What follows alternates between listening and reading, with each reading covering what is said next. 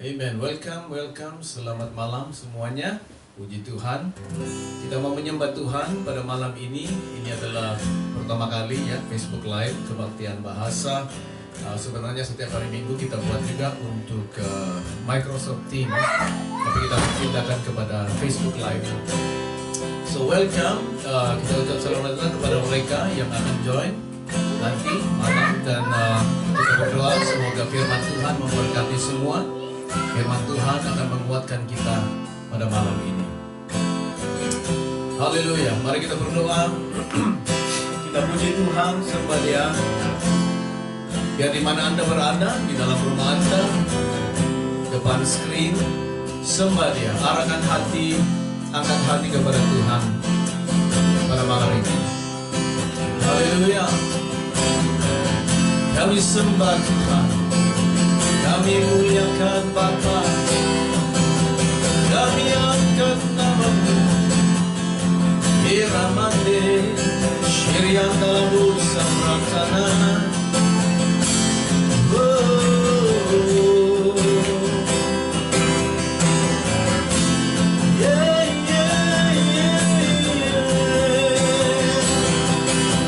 Kau yang layak disembah, Kau yang layak dipuji, Allah yang perkasa, Allah yang maha kuasa, yang ditinggikan.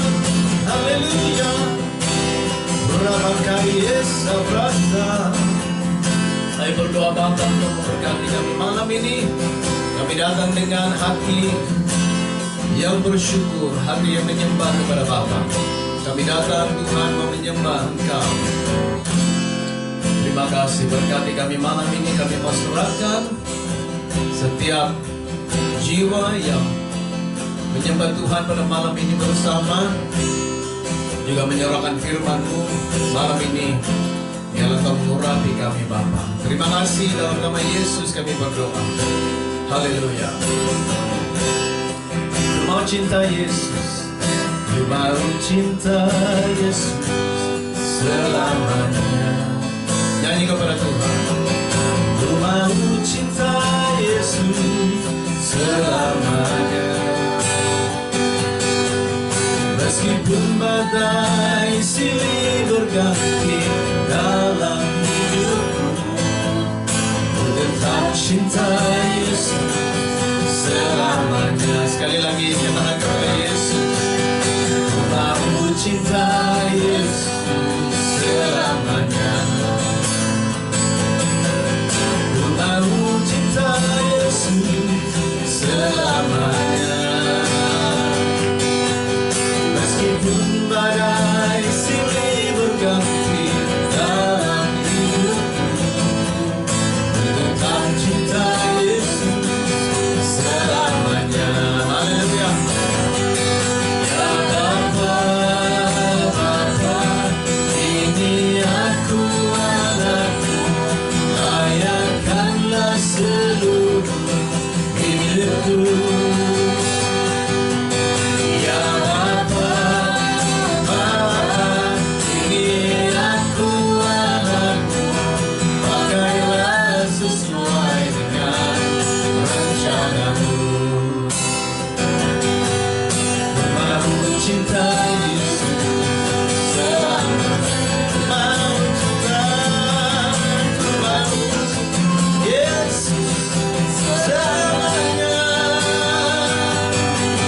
Meskipun badai silih berganti dalam hidupku, ku tetap cinta Yesus selamanya. Sembah Dia Tuhan.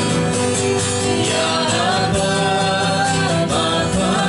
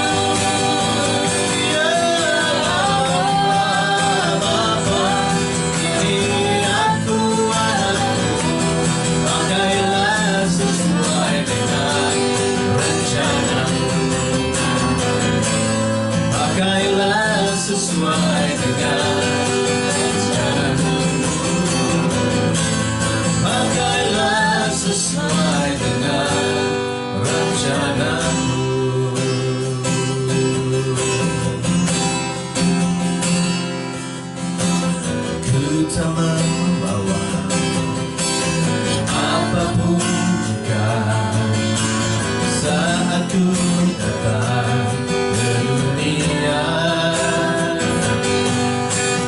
Ku tinggal semua pada akhirnya saat ku kembali ke surga.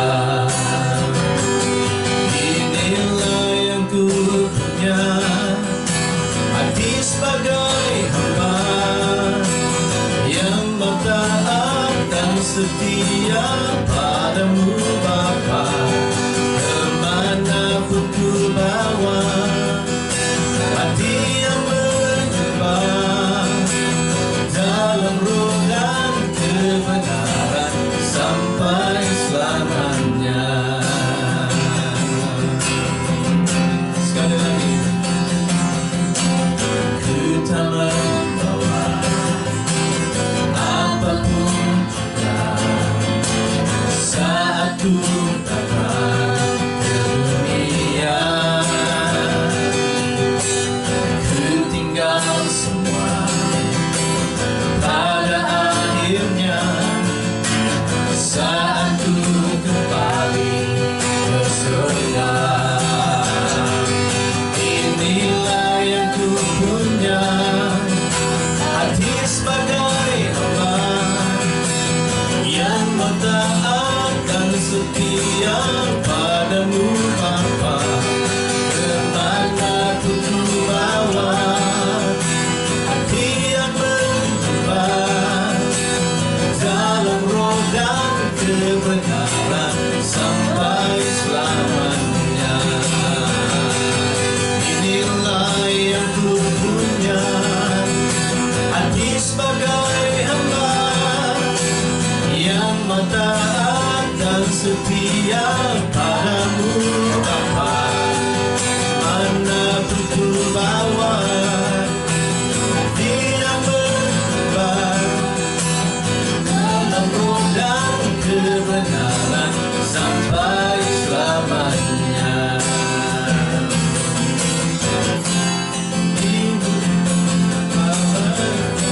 Kasih, haleluya, segala yang punya itu milikmu.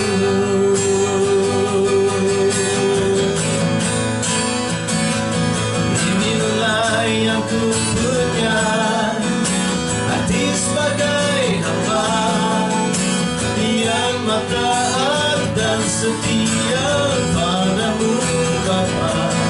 Kemanapun ku bawa, hati yang berkembang dalam roh dan kebenaran sampai selamanya. Sekali lagi semuanya, inilah yang ku punya, hati sebagai hamba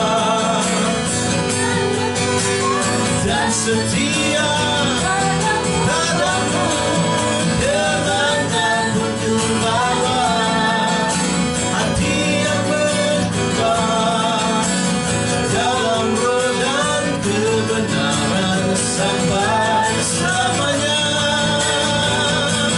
Inilah yang ku punya, hati sebagai hamba yang bertaat dan setia kepadamu Bapa. Kemanapun ku bawa, hati yang berkembang dalam roh dan kebenaran sampai selamanya.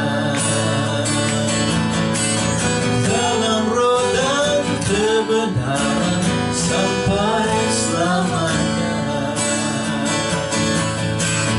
Dalam roh dan kebenaran sampai selamanya. Haleluya. Kami menyembah Engkau Tuhan.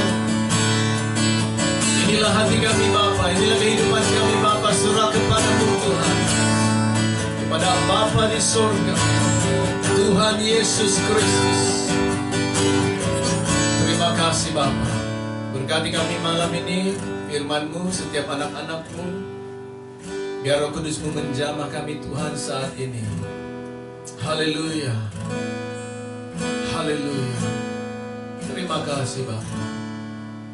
Jamah setiap yang kurang sehat, yang memerlukan dorongan, penguatan, yang sakit, Engkau sembuhkan. Saat mereka mendengar firman-Mu pada malam ini, kami percaya Bapa. Di dalam nama Yesus kami berdoa. Semua katakan amin, amin, amin. Haleluya.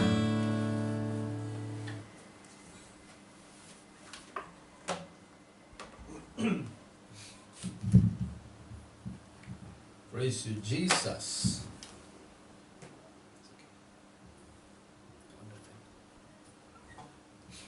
Amin. Haleluya.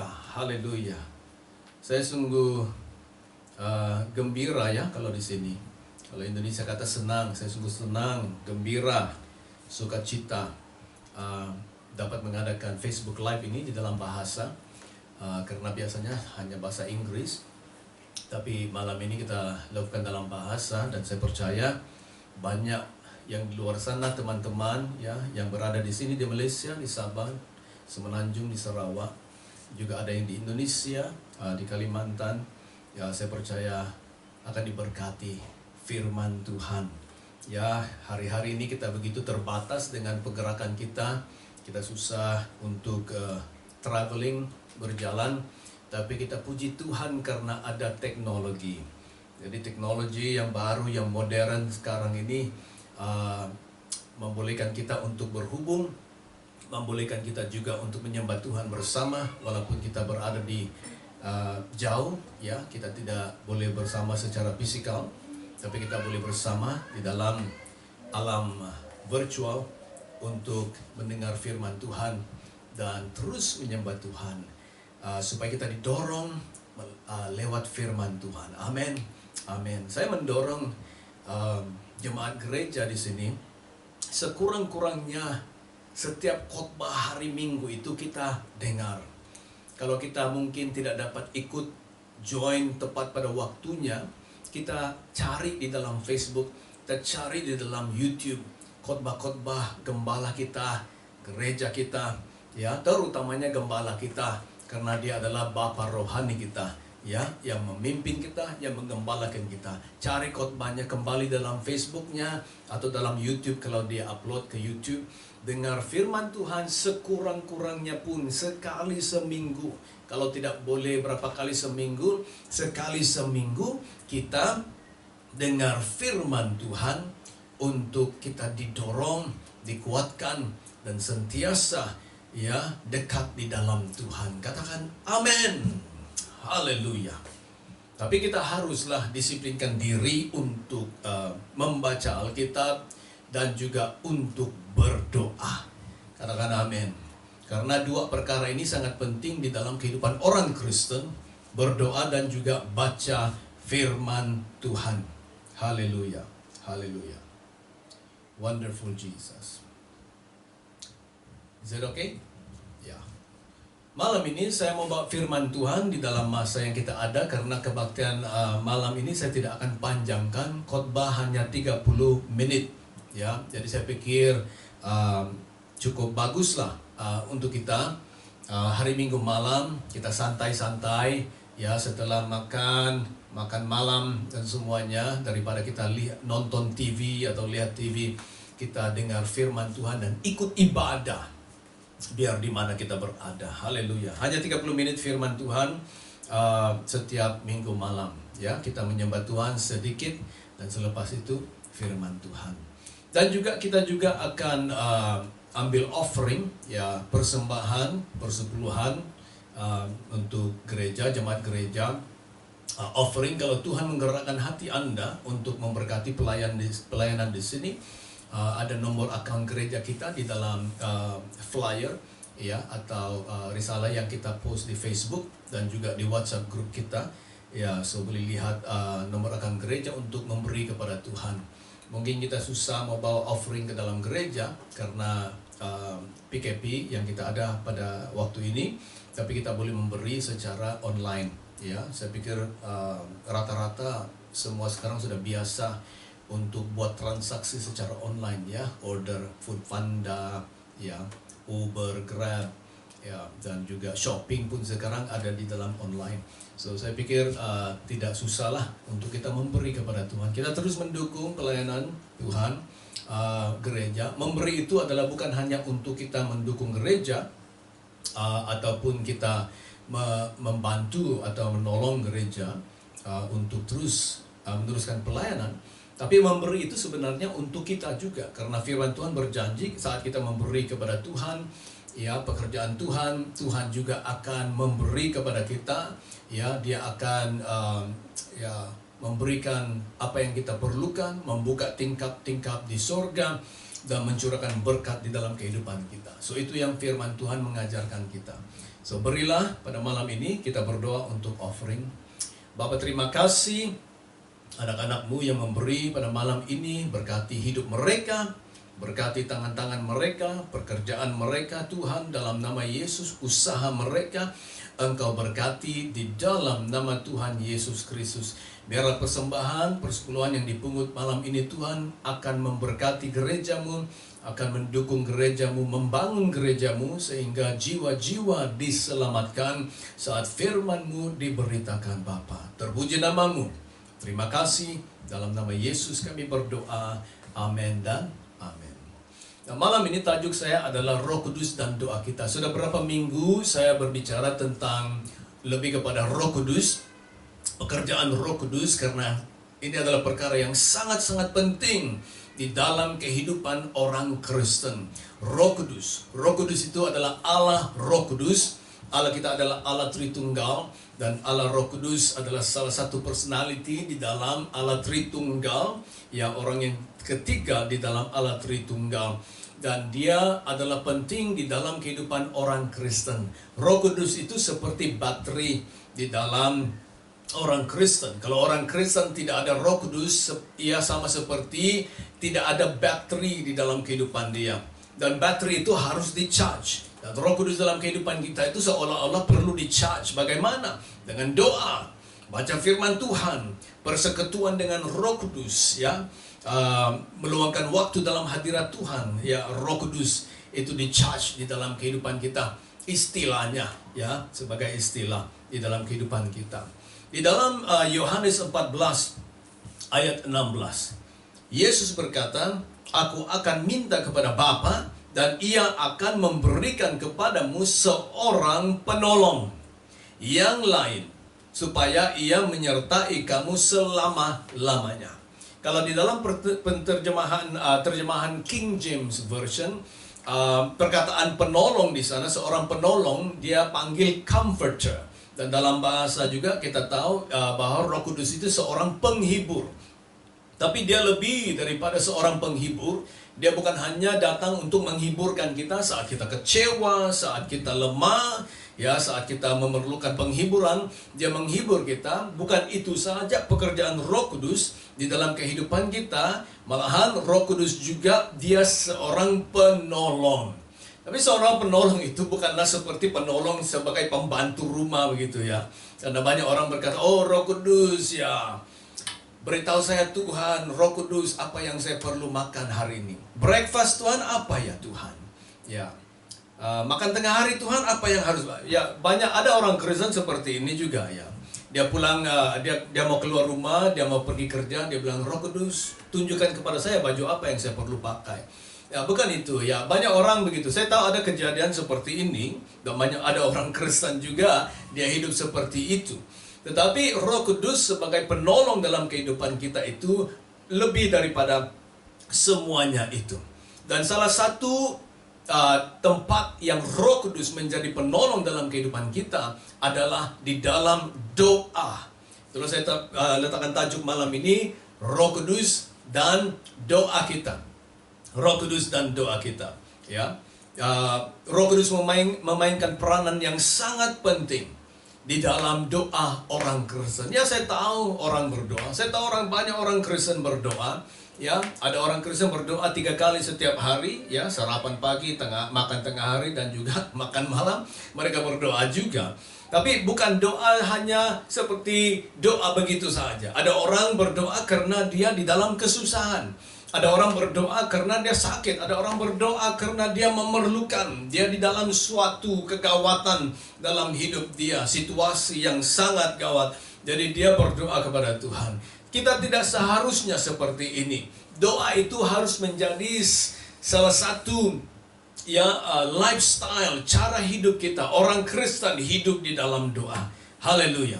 Jadi Roh Kudus itu dia menolong doa kita, karena Yohanes di sini berkata, Tuhan Yesus berkata di sini, aku akan minta kepada Bapa dan Ia akan memberikan kepadamu seorang penolong, penghibur. Itu dipanggil paraklit di dalam bahasa Yunani.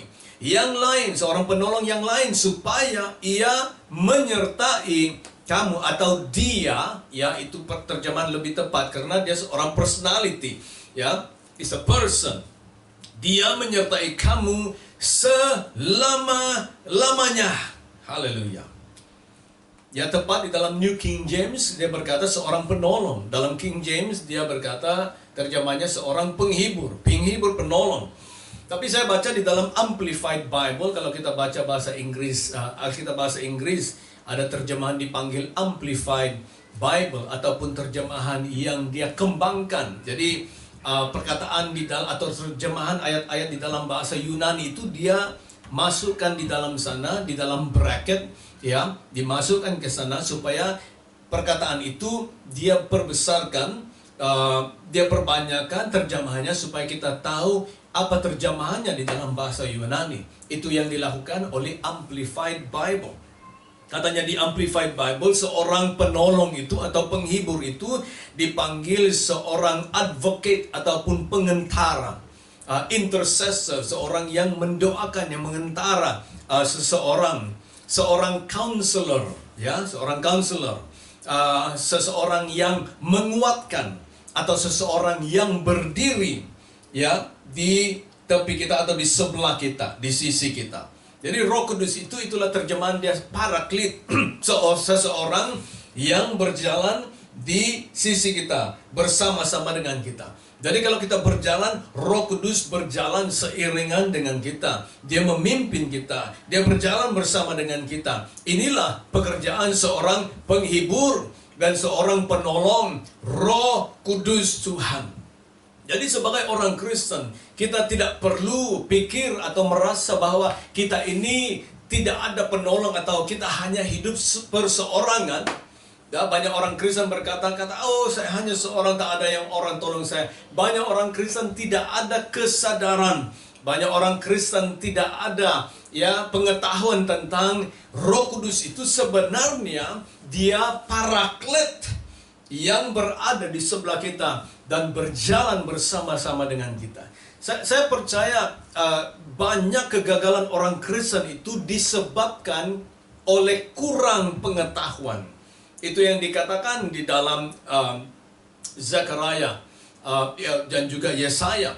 Ya, umatku binasa karena mereka tidak ada pengetahuan atau mereka kurang pengetahuan. Itu Hosea 4:6. Ya, jadi banyak orang Kristen kegagalan dia ataupun kekalahan, hidup di dalam kekalahan itu adalah disebabkan karena dia kurang pengetahuan akan kebenaran firman Tuhan.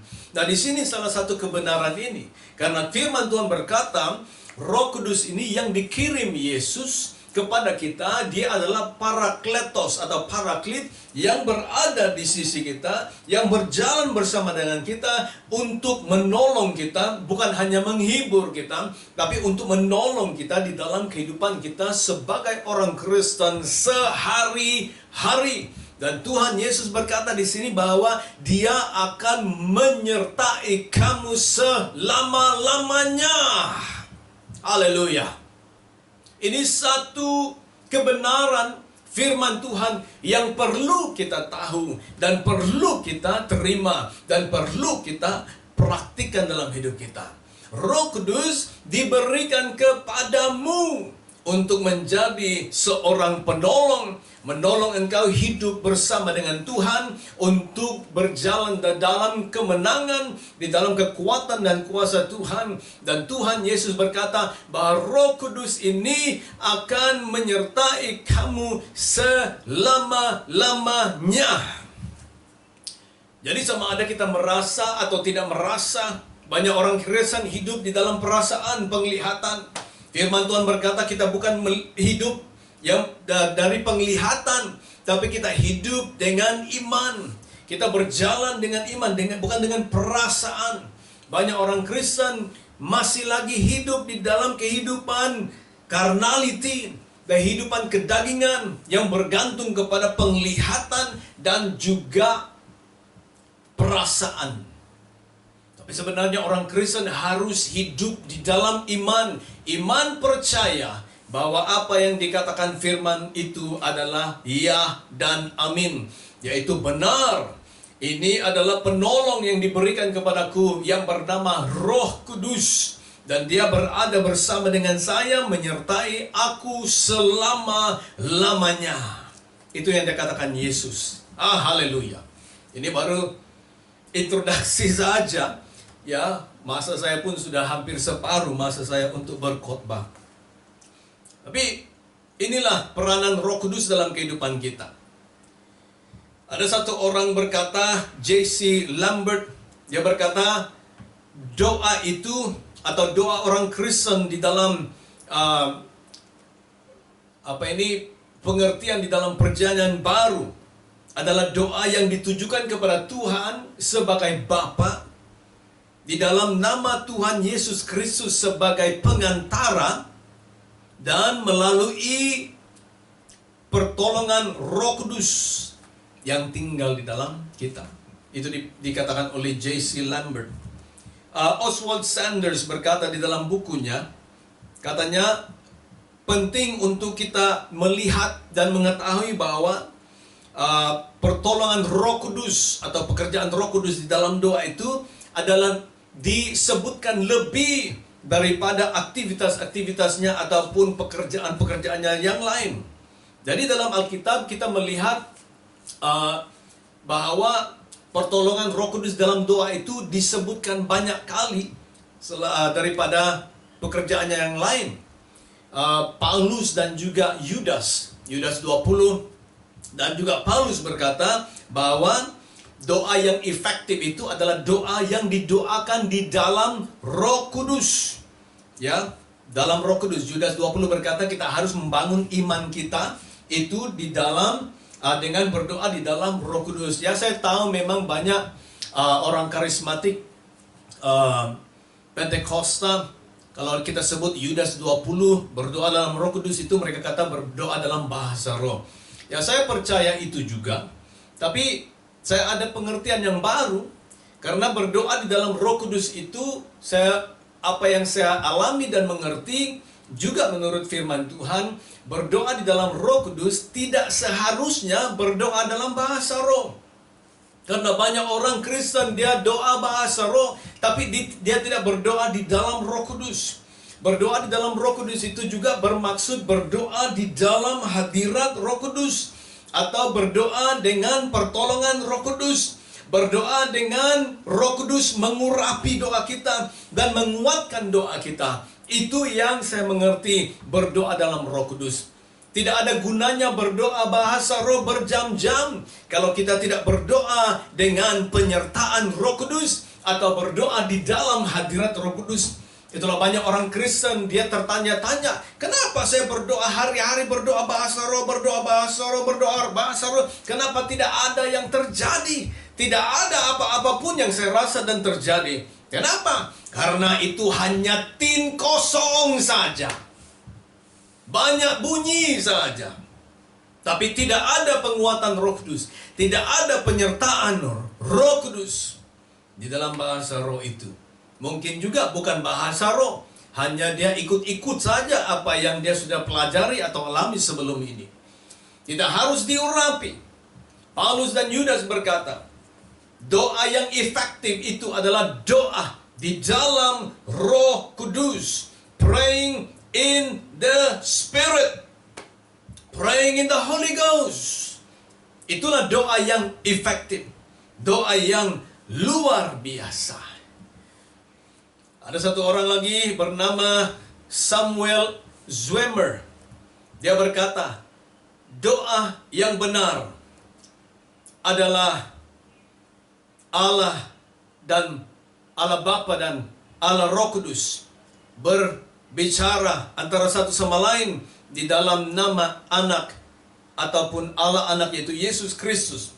Dan hati orang percaya itu adalah bilik doa atau kamar doa atau prayer room, kamar doa atau bilik doa.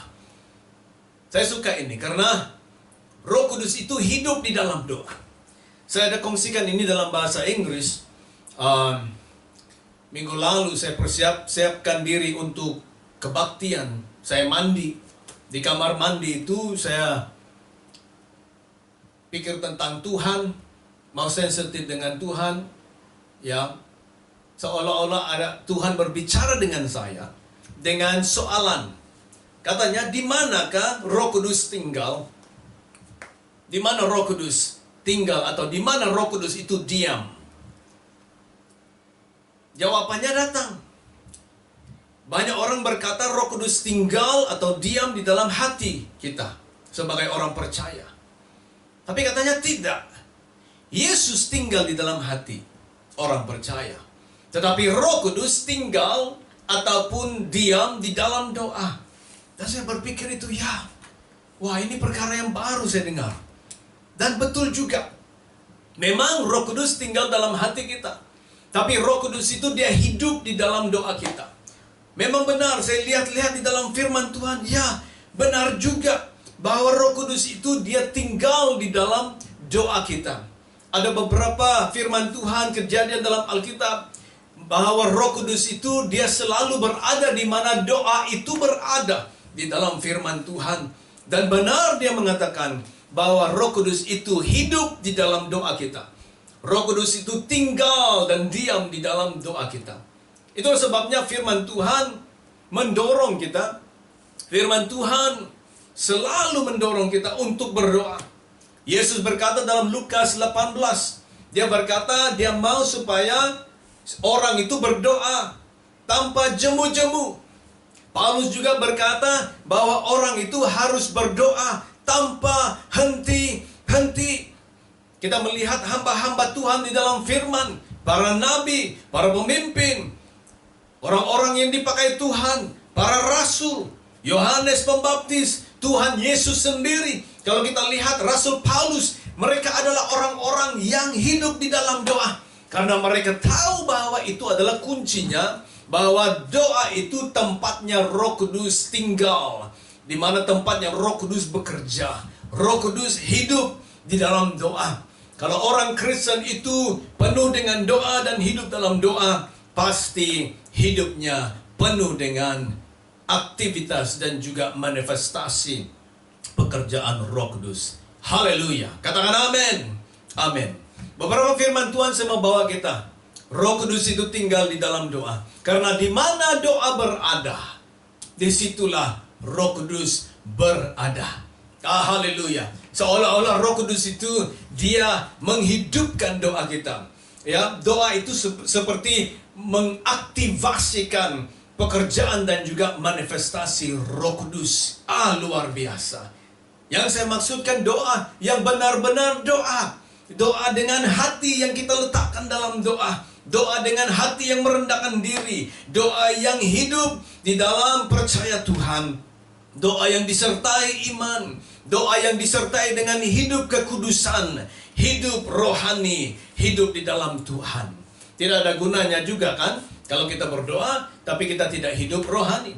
Tak ada gunanya kalau kita juga orang kuat berdoa, orang yang kuat gereja tapi hidup dalam kedagingan. Tak ada gunanya juga kalau kita orang ini kuat berdoa tapi kita tidak taat Tuhan, tidak taat, tidak jaga mulut kita, tidak jaga pekerjaan kita, kita tidak jaga kesaksian kita. Tak ada gunanya doa. Doa itu haruslah seiringan dengan firman Tuhan. Doa itu haruslah seiringan dengan iman kita. Doa itu haruslah seiringan dengan kesaksian kita. Tak ada gunanya hanya kuat berdoa, berjam-jam berdoa, bangun pagi berdoa, tapi sudah datangnya matahari mengumpat sudah, menipu sudah, membohong sudah, hidup dalam dosa sudah, berjalan dalam dosa. Tak ada gunanya doa. Itu doa yang tidak sampai ke ceiling kita. Itu doa yang tak sampai langit. Itu hanya doa untuk menyenangkan hati kita, tapi bukan menyenangkan hati Tuhan. Haleluya. Come on, haleluya. Macam ada revival di dalam bilik saya ini. Revival. Amin. Di mana doa berada, di situ Roh Kudus juga berdoa. Kita melihat dalam Lukas 3 ayat 21-22. Setelah Yesus dibaptis di sungai Yordan dan dia keluar dari air, firman Tuhan berkata dia berdoa, lalu langit terbuka dan Roh Kudus turun ke atasnya. Yesus berdoa setelah dibaptis dan Roh Kudus turun ke atasnya. Kita pergi dalam Kisah Rasul 1:14. Kisah Rasul 1:14. Mereka semua bertekun dengan sehati dalam doa bersama-sama dengan beberapa perempuan serta Maria ibu Yesus dan dengan saudara-saudara Yesus. Kisah Rasul 2.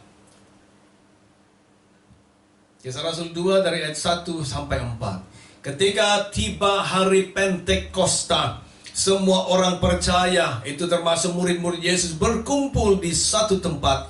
Tiba-tiba turunlah dari langit suatu bunyi seperti tiupan angin keras yang memenuhi seluruh rumah di mana mereka duduk. Dan tampaklah kepada mereka lidah-lidah seperti nyala api yang bertebaran dan hinggap pada mereka masing-masing. Maka penuhlah mereka dengan Roh Kudus. Lalu mereka mulai berkata-kata dalam bahasa-bahasa lain seperti yang diberikan oleh Roh itu kepada mereka untuk mengatakannya. Mereka berkumpul di ruangan atas. Mereka berdoa sehati sejiwa. Mereka berdoa di suatu tempat di ruangan atas.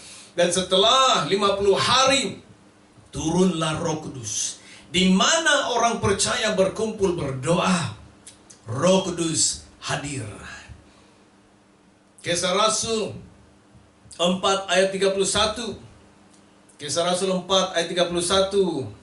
Setelah mereka kembali, karena mereka ditahan dan mereka diberikan amaran untuk tidak mengkhotbahkan Yesus lagi.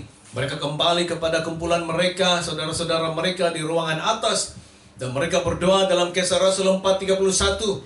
Dan ketika mereka sedang berdoa, goyanglah tempat mereka berkumpul itu, dan mereka semua penuh dengan Roh Kudus. Lalu mereka memberitakan firman Allah dengan berani. Di mana doa berada, Roh Kudus ada. Seolah-olah kalau kita berdoa itu seperti itu sangat menarik pendengaran dan perhatian Roh Kudus. Ada doa di sana. Pshung, Roh Kudus datang. Saat kita berdoa, Roh Kudus ada. Dalam Kisah Rasul 9, Ananias, dia berdoa. Kisah Rasul 9, Ananias berdoa. Di ayat 10, di Damsyik ada seorang murid Tuhan bernama Ananias.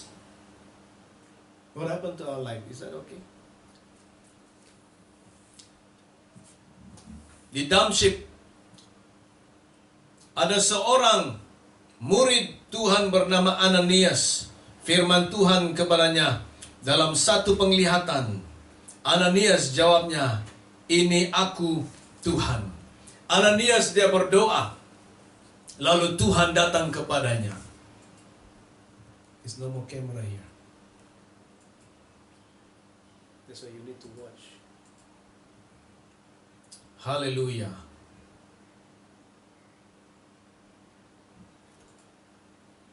Hallelujah.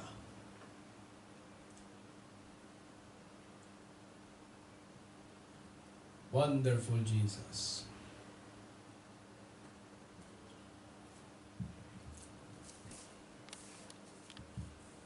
Wonderful Jesus. It's okay. Let it go on. We will Ananias berdoa, lalu Roh Kudus, Tuhan berbicara kepada dia tentang Paulus. Dalam Kisah Rasul 10, Petrus berdoa di ruangan atas, dan Roh Kudus datang kepada dia, berbicara kepada dia tentang Cornelius. You take out this. Is it still on? Hallelujah. My God, Jesus, thank you. Gereja di Antiok, Kisah Rasul 13.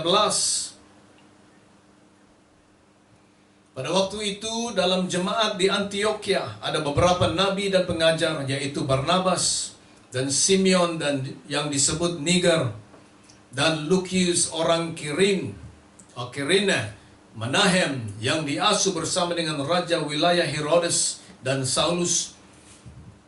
Pada suatu hari ketika mereka beribadah kepada Tuhan dan berpuasa, berkatalah Roh Kudus, khususkanlah Barnabas dan Saulus bagiku untuk tugas yang telah kutentukan bagi mereka. Jadi jelas bahwa di sini Roh Kudus hadir ketika orang percaya berdoa.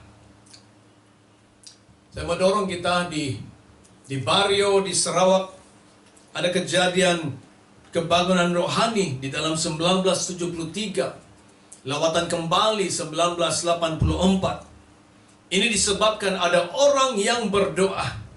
Ada orang bernama Pak Agung Bangau berdoa.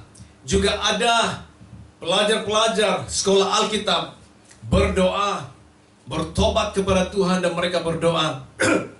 Luar biasa apa yang terjadi. Kebangunan rohani yang hebat menyebar di setiap komunitas dan juga kampung-kampung di tempat itu. Di Gunung Murut, di Bario, di Bakalalan, dan ada tempat-tempat yang lain lagi. Luar biasa kejadian kebangunan rohani. Kita melihat di sini bahwa doa itu adalah penting karena ia adalah tempat di mana Roh Kudus tinggal atau diam. Tuhan suka orang-orang yang berdoa. Jadi di sini saya mau dorong kita malam ini dengan waktu yang kita ada. Kita harus memberikan diri kita dalam doa. Berikan hidup kita di dalam doa. Kalau Anda mau melihat pekerjaan Tuhan yang luar biasa dalam kehidupan Anda harus luangkan waktu dalam doa. Doa itu bukan hanya minta kepada Tuhan begitu membosankan, tapi doa itu kita mengundang pekerjaan Roh Kudus, dan kita akan melihat pekerjaannya dan juga manifestasinya dalam kehidupan kita. Jadi saya mau seru kepada kita semua untuk bangkit dan berdoa. Luangkan waktu di dalam doa dan sembah, puji Tuhan, panggil nama Tuhan, berseru kepada Tuhan, dan minta Tuhan untuk memenuhi kehidupan kita dengan Roh Kudus. Haleluya. Saya berdoa dan berharap firman Tuhan memberkati Anda dan mendorong Anda untuk menjadi orang-orang yang berdoa. Haleluya. Terima kasih Bapa firman-Mu. Terima kasih Roh Kudus. Engkau sebagai penghibur dan penolong kami. Terima kasih karena Engkau menolong kami di dalam doa-doa kami Tuhan. Terima kasih Roh Kudus, kami berdoa Engkau bekerjalah dalam hidup kami saat kami berdoa, meluangkan waktu di dalam doa dalam hadirat Tuhan. Kami berdoa Roh Kudus, Engkau menjamah, mengurapi kami, menguatkan kami, memakai kami dalam nama Yesus Kristus ya Tuhan. Terima kasih Bapa. Bangkitkan kami. Kami berterima kasih karena Roh Kudus menyertai kami sampai selama-lamanya. Terima kasih Tuhan, dalam nama Yesus kami berdoa. Semua katakan amin dan amin. Saya mendorong kita setiap minggu malam menyertai kita untuk beribadah, biarpun hanya 45 menit. Saya berdoa firman Tuhan mendorong Anda semua dan menguatkan kita. Amin. Tuhan berkati, Tuhan berkati. Amin.